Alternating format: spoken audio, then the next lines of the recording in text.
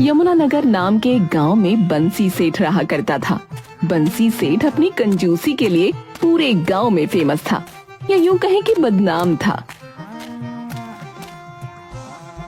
उसकी पत्नी इसकी कंजूसी के चक्कर में जब तक उसे छोड़कर मायके चली जाती थी, लेकिन उसका नौकर भोंदू उसका साथ कभी नहीं छोड़ता था। अरे भोंदू, कहाँ है तू? यही हूँ मालिक, क्या बात है बताइए। मालकिन को छोड़ आया उनके मायके? हाँ हाँ छोड़ा है मालिक। वो तो रास्ते में पीछे पड़ी थी कि रिक्शा करवा दे। है? तूने करवाया तो नहीं?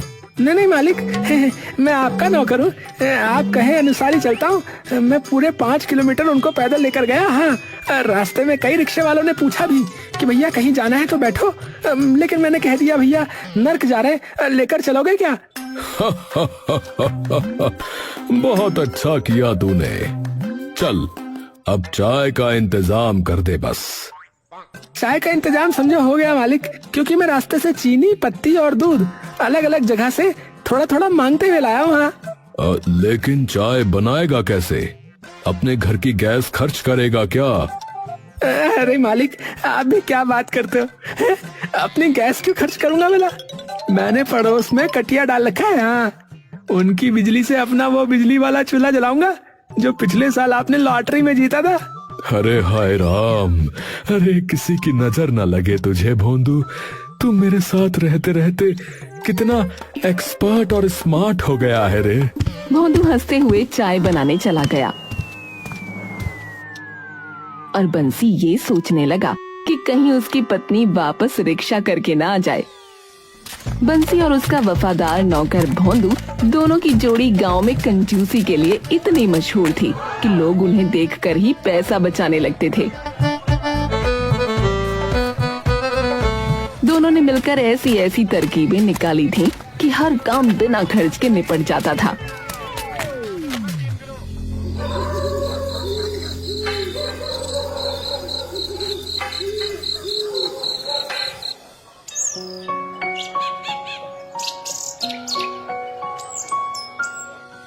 भोंदू, तूने कल रात बचा हुआ पानी छान के रखा था ना? हाँ हाँ मालिक, छान के रख दिया था। उसमें तो मच्छर मरे हुए थे, लेकिन मैंने उन्हें निकाल के पानी उबाल दिया। अब बिल्कुल नया लग रहा है। हाँ, वाह रे भोंदू, तू तो अब मेरे प्राणों से भी प्यारा लगने लगा है। मालिक, प्राणों से भी प्यारा? तो फिर थोड़ा दूध और ले आऊं पड़ोस से? हाँ हाँ जरूर, नेकी और पूछ पूछ। गांव वाले अक्सर उनकी हरकतों पर हंसते थे। कभी बंसी से अपने पुराने फटे कपड़े सिलवाकर दोबारा पहनते दिखते, तो कभी भोंदू सब्जी मंडी में लोगों की गिरी हुई सब्जियां चुनता फिरता दिखता। अरे भाई संभाल के चलना, वो देखो बंसी सेठ आ रहे। अगर उन्हें लग गया कि हम सांस भी ज्यादा ले रहे हैं तो कहेंगे थोड़ा कम करो, ऑक्सीजन तो मुफ्त में नहीं आती। सच कह रहा है। एक बार तो उसने मेरे भांजे के मुंडन में भी पेड़ा आधा आधा करके बांटा था भैया।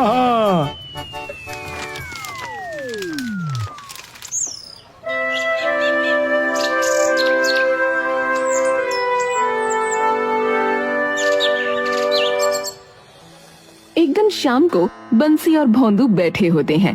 भोंदू, अब जाकर मालकिन को वापस ले आ। अब अकेलापन कट नहीं रहा। ठीक है मालिक, लेकिन रिक्शा तो नहीं करवाना होगा? नहीं, उसे भी पैदल लाना। और हाँ, अगर वो ज्यादा नखरे करे तो उसे कह देना सेठ ने खुद नंगे पैर भेजा है, अब तो चप्पल में चल रही हो।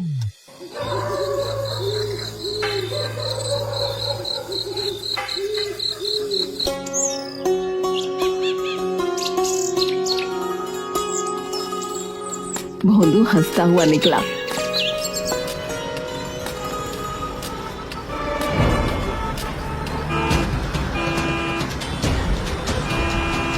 लेकिन रास्ते में एक ट्रक से टकरा गया। गांव वालों ने बंसी को खबर दी। अरे सेठ जी, अरे भोंदू का एक्सीडेंट हो गया है, वो बहुत बुरी हालत में है। हे राम, मेरा झाड़ू, मेरा झोला, मेरा झोला उठाने वाला, अरे मेरा भोंदू। बंसी दौड़ता हुआ गया और भोंदू को घर ले आया।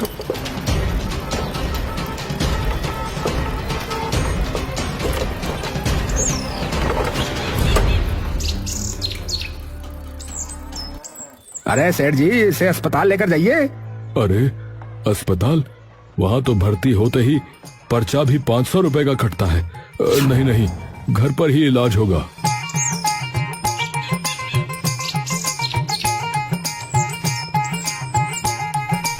बंसी ने सबसे सस्ता डॉक्टर बुलवाया।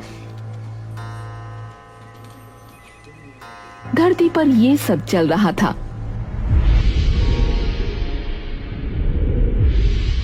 प्रभु, भोंदू नामक जीव की आत्मा के निकलने का समय हो गया है।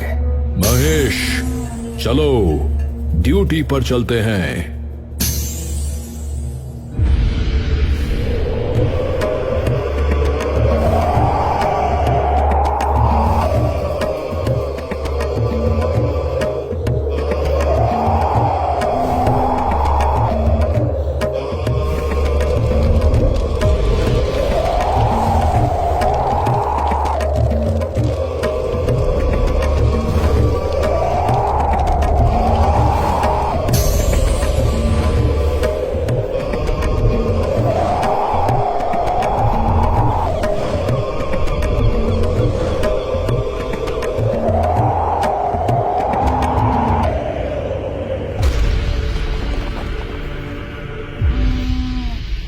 तभी भोंदू की नजर यमराज पर पड़ी।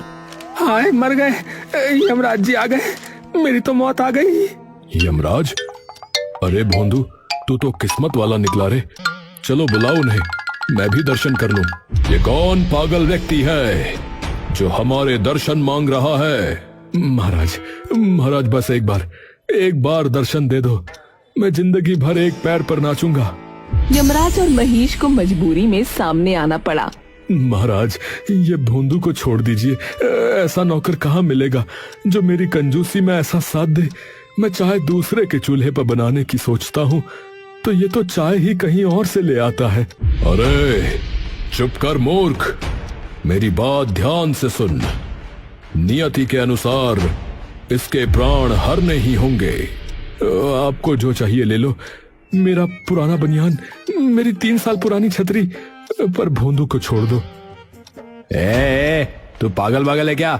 हट सामने से, इसकी मौत आ चुकी है, समझा? महाराज, बस एक बार छोड़ दीजिए मेरे भोंदू को। ऐसा नौकर तो स्वर्ग में भी नहीं मिलेगा। मूर्ख, हम मृत्यु के देवता हैं, कोई किराना के दुकानदार नहीं जो मोल भाव करें। चलो महेश, खींचो इसके प्राण।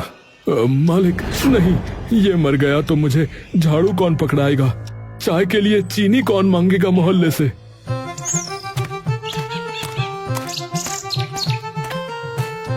सेठ जी, आपने बुलाया था, अब मेरी फीस दो।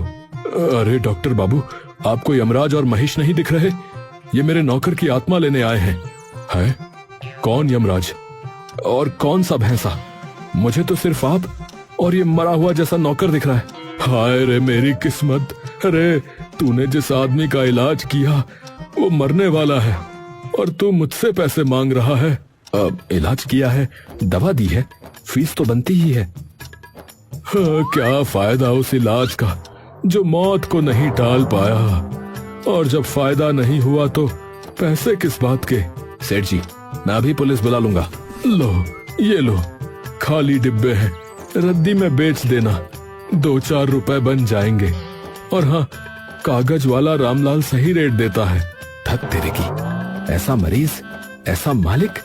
जा रहा हूं मैं। डॉक्टर गुस्से में पैर पटकता हुआ चला गया। यमराज और महेश ये पूरा तमाशा देख रहे थे और दंग थे। हे प्रभु, ऐसा मनुष्य तो मैंने अपने जीवन में नहीं देखा। ये व्यक्ति तो खर्चे के नाम पर बहुत मस्तिष्क चला रहा है। महाराज, ये तो मेरा गुण है, मैं हर चीज में कंजूसी प्रो मैक्स करता हूँ। ठीक है, तो मैं एक शर्त पर तुम्हारे नौकर को छोड़ सकता हूँ। जी जी बताइए महाराज। तुम मुझे कंजूसी करना सिखाओ। यमलोक में सारे देवता मुझसे ही खर्च करवाते हैं। कभी कोई पूजा करवा लेता है तो कभी पिंडदान। महीने के अंत में मेरे पास कुछ भी नहीं बचता। सिखा दूंगा महाराज, क्या मजाक कर रहे हैं? भोंदू उसी वक्त उठकर बैठ गया जैसे रामायण में संजीवनी बूटी से हनुमान जी जाग गए हों। मालिक मालिक मैं बच गया मालिक। हाँ बच गया, लेकिन डॉक्टर के सामने मत जाना, वरना वो फिर से फीस मांगने आ जाएगा। इसके बाद बंसी ने यमराज के कान में कुछ फुसफुसाते हुए कहा, अब सुनिए महाराज, कंजूसी की पहली टिप, हर बात में ना कहो। है मतलब कोई भी कुछ मांगे तो साफ ना कर दो महाराज, फिर सामने वाला खुद कोई सस्ता ऑप्शन देगा। अरे वाह। अब बंसी ने यमराज को अभ्यास कराया। अब आप बताओ, ये आपका महेश खाता क्या है? यमलोक की स्पेशल सब्जी अमरकांता लौकी। महंगी होती होगी? बहुत महंगी। धरती की लाखों लौकियां आ जाएं उसमें। तो अगली बार जब वो मांगे मना कर देना, देखना वो खुद सस्ता विकल्प देगा। यमराज ने कहा ठीक है, और वो तुरंत महेश को लेकर यमलोक पहुंचे।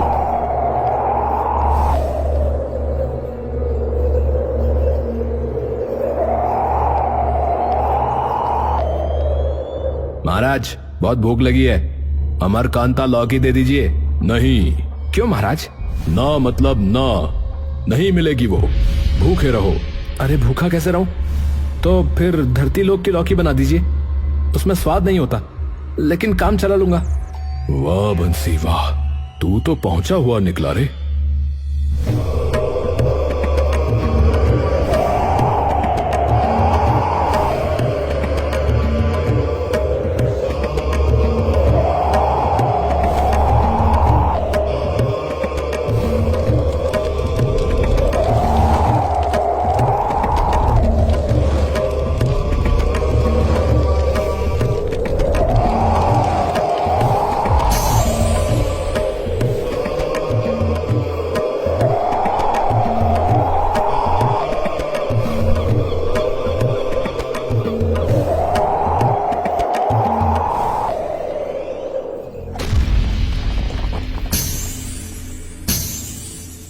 बंसी, सच में तेरा फॉर्मूला काम कर गया। अब अगली टिप दो। अब दूसरी टिप, जो भी चीज खरीदो उसमें कमी निकालो और दाम कम कराओ। कैसे? चलो भोंदू के लिए एक बाम लेकर आओ, लेकिन पैसे नहीं देने। बिना पैसे के कैसे? यही तो ट्रिक है। यमराज दुकान पर पहुंचे। एक बाम देना। ये लो। पैसे नहीं है, ये फ्री में दे दो। क्या फ्री में? फ्री में यहाँ कौन रख गया था तेरे लिए? हैं? हाँ, अरे पैसे नहीं है। चल भाग यहाँ से, यमराज की कॉपी करने आ गया यहाँ पर। यम है हम। अरे अब लात पड़ जाएगी बता रहा हूँ, चलो जाओ यहाँ से। दुकानदार ने यमराज को झाड़ दिया और दुकान से भगा दिया। यमराज उदास होकर बंसी के पास पहुँचे तो महेश एक कोने में खड़ा हंस रहा था। महाराज ये सब आपके बस का नहीं है, रहने दो। तो चुप रह महेश, मैं प्रयास कर रहा हूँ। मैंने उससे बोला पैसे नहीं है तो वो चिल्लाने लगा। महाराज ऐसे नहीं होता, चलिए मैं करके दिखाता हूँ।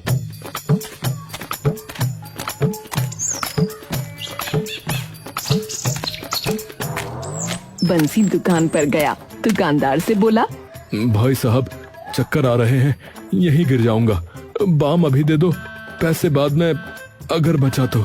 अरे बंसी सेठ, लीजिए लीजिए, गिरिए मत। बंसी विजयी मुद्रा में घर लौटा।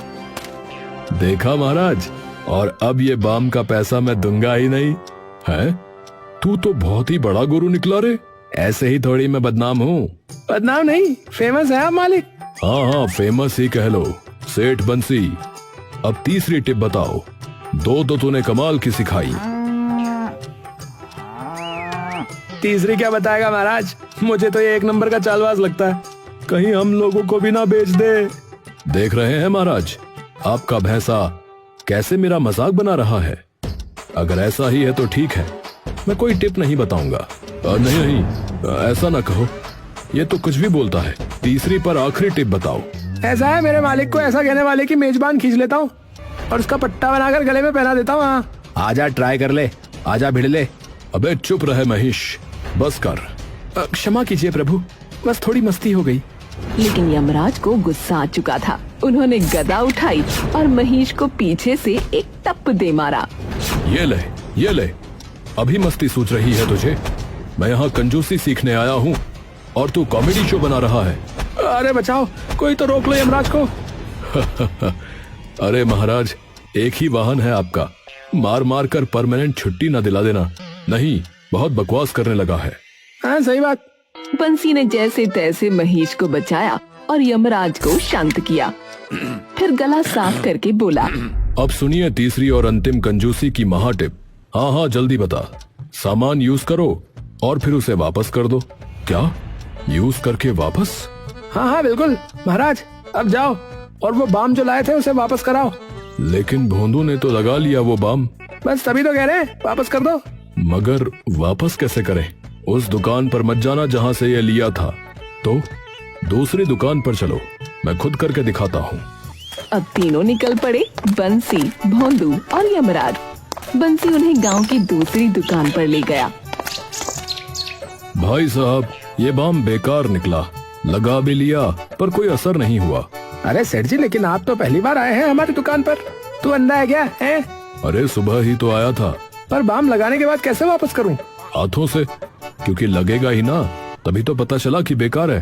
पर सेठ जी, आपने ये यहाँ से नहीं लिया। भाई साहब, मैं बूढ़ा हो गया हूँ, झूठ नहीं बोलूंगा। आपसे लिया, लगाया, असर नहीं हुआ। अब वापस ही करो और पैसे दो। नहीं तो हम पंचायत में शिकायत करेंगे कि आप खराब बाम बेचते हैं। दुकानदार घबरा गया और बाम वापस ले लिया और 10 रुपए बंसी के हाथ में थमा दिए।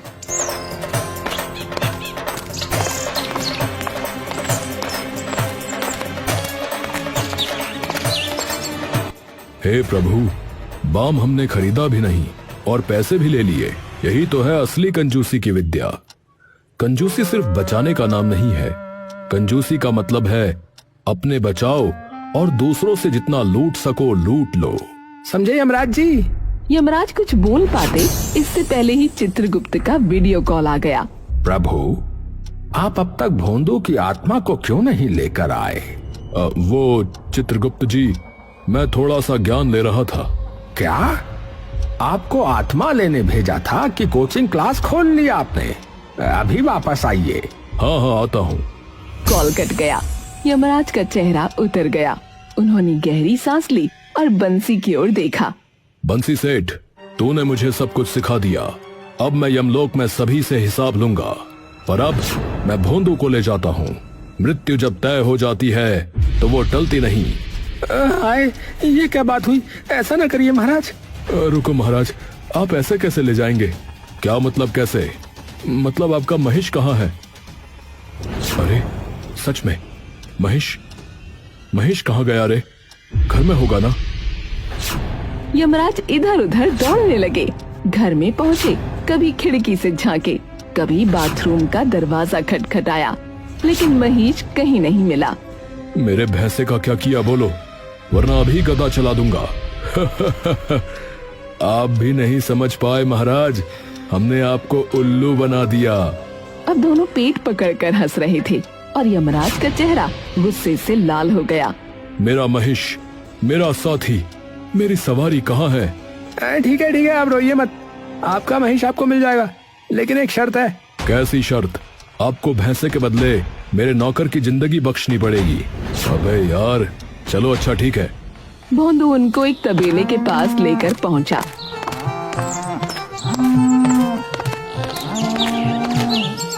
जहां सारे भैंसे बंधे थे। एक कोने में महिष बंधा हुआ है, मुंह पर कपड़ा बंधा, आंखों में आंसू।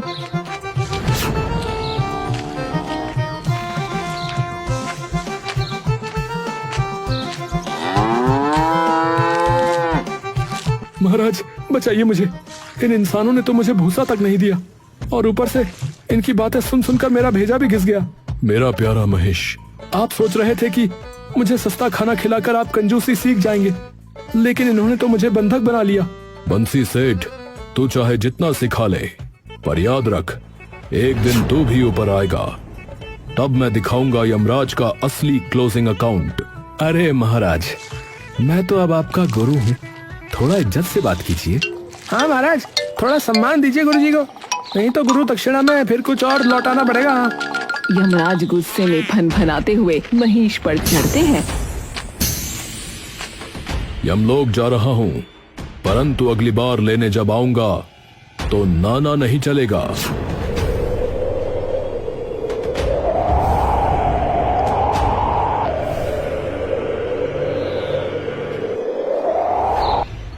मालिक एक बात बोलूं? बोल भोंदू। आज हमारी जोड़ी ने यमराज जी को भी मजा चखा दिया, मजा आ गया। हमारी जोड़ी और कंजूसी जिंदाबाद। हम यही सब सिखाएंगे लोगों को।